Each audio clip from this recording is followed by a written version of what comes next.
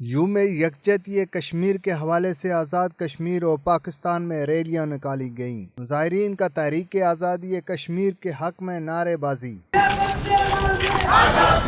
Rally میں شریک افراد نے ہاتھوں کی زنجیریں بنا کر مقبوضہ کشمیر کے عوام سے یکجہتی کا اظہار کیا۔ یوم یکجہتی کے موقع پر پریزیڈنٹ آف پاکستان عارف علوی نے اپنے پیغام میں کہا کہ کشمیری عوام جرأت اور بہادری کے ساتھ بھارت کے مظالم کا مقابلہ کر رہے ہیں۔ میں کشمیری عوام کو خراج تحسین پیش کرنا چاہتا ہوں۔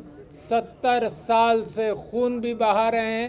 جذبات کے اعتبار سے جو قائد اعظم نے کہا تھا کہ کشمیر پاکستان کا شہ رگ ہے، اس بات کو وہ ثابت کر رہے ہیں۔